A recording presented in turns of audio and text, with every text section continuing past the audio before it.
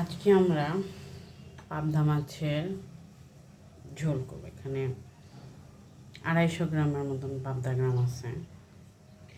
এই পাবদা মাছ ভুনা করার জন্য আমাদের যা যা লাগবে হচ্ছে কি পেঁয়াজ, কাঁচামরিচ, কিছুটা ধনিয়া পাতা, লবণ 1 চামচ, হলুদ গুঁড়া আধা চামচ, জিরা ধনিয়া গুঁড়া আধা চামচ এবং মরিচ 2 চামচ। সে থাকবে 1 চামচ আদা রসুনের পেস্ট। এখানে আমরা যা করব সেটা হচ্ছে মাছটাকে আমরা কিছুক্ষণ ম্যারিনেট করে রাখবো। তার জন্য আমাদের লাগবে লবণ, হলুদ, গুঁড়ামরিচ। এটাকে আমরা সম্পূর্ণ দিয়ে দিব। দিয়ে দেওয়ার পরে মাছটাকে সুন্দর করে মাখিয়ে নেব। মাখিয়ে আমরা ম্যারিনেশন করব।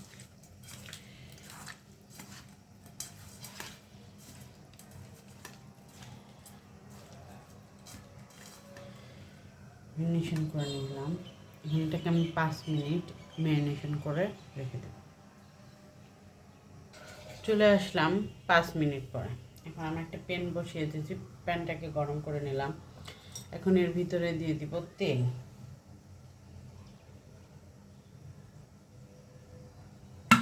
তেলটা দিয়ে নিলাম। এখন আমরা এই মাছটাকে ভেজে নিব। যেহেতু এটা পাবদা মাছ, যাতে এটা গায়ে না ছিটে আসে এই জন্য তেলের ভিতরে সামান্য কিছুটা লবণ ঝিটা দিয়ে দিব।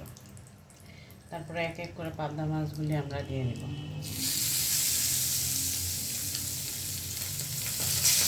পাবদা মাছগুলোকে সুন্দর মতন টানিয়ে নিব। পাবদা মাছের এক পিঠ ভাজা হয়ে গেলে অপর পিঠ পাল্টে দিব। পাবদা মাছের এক পিঠ ভাজা হয়ে গেছে। এখন আমরা মাছগুলোকে এক এক করে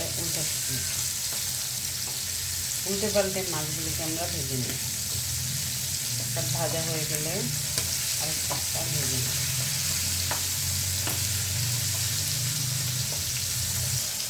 বাস আমাদের মাছ ভাজা কমপ্লিট হয়ে গেল, অপর পাটটা ভাজা হয়ে গেছে। এখন আমরা এক এক করে মাছগুলিকে তুলে নেব। এখন আমরা চুলায় একটা পাত্র বসিয়ে দেব এবং এর মধ্যে কিছুটা তেল দিয়ে দেব। তেলটা সামান্য গরম হওয়ার পরে এখন এর মধ্যে দিয়ে দিব পেঁয়াজ আর কাঁচামরিচ।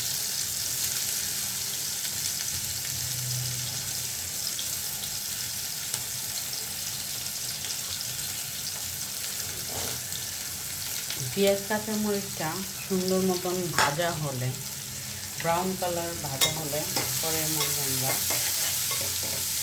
বাকি মশলাগুলোকে আমরা পেঁয়াজগুলিকে সুন্দর মতন ব্রাউন কালার করে ভেজে নিই।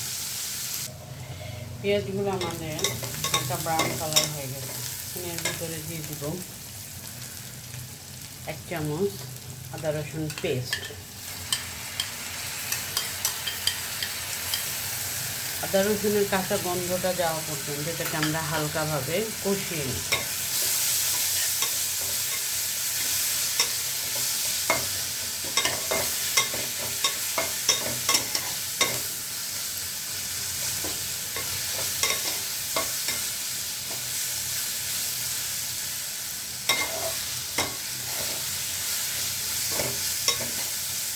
বাস আমাদের আদা রসুনটা কষানো শেষ। এখন এর মধ্যে এর ভিতরে হালকা কিছুটা পানি দিয়ে দিই,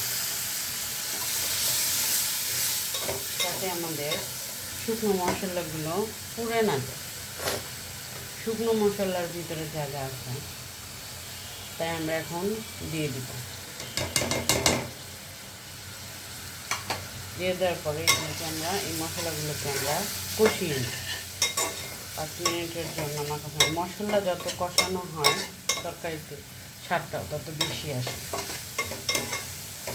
এখন আমরা সুন্দর মতন মশলাগুলিকে কষিয়ে নেব। 5 মিনিটের জন্য ঢেকে মশলাগুলিকে কষিয়ে নেব। ঢাকনাটা দিয়ে দিলাম। 5 মিনিটের জন্য কষিয়ে যখন মশলার গায়ে থেকে এইভাবে পানি ছেড়ে দিবে বা তেলটা উপরে চলে আসে, ওই মুহূর্তে এর ভিতরে আমরা পানি অ্যাড করবো, মানে আমাদের ঝোলটা অ্যাড করবো। 1 কাপের মতন পানি আছে, সম্পূর্ণটাই দিয়ে দিলাম। এটাকে বলক আসা পর্যন্ত আমরা অপেক্ষা করব।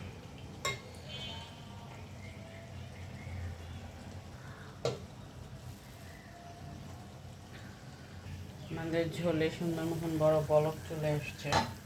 এখন আমরা এক এক করে মাছগুলোকে ভেজে রেখেছিলাম সেগুলো দিয়ে দিব।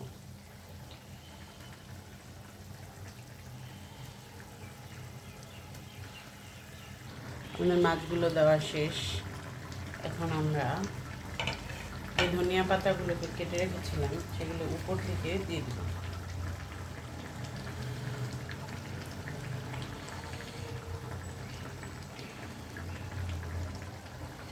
ধনিয়া পাতাগুলি দেওয়ার পরে আমরা 5 মিনিটের মতন এটাকে জাল দিয়ে নিব ঢেকে।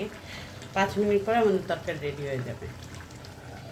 ঢেকে দিলাম, চলে আসলাম 5 মিনিট পরে।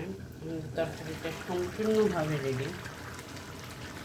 দেখতে যতটা সুন্দর হয়েছে, ঘ্রাণটাও তত ভালো আসতেছে, খেতেও তরকম মজা আছে। সব কিছু ইভেন অনেকটাই সহজ। আপনারা চাইলে বাসায় এরকমভাবে রান্না করে খেতে পারেন। সম্পূর্ণটা আমরা সার্ভ করে নিচ্ছি।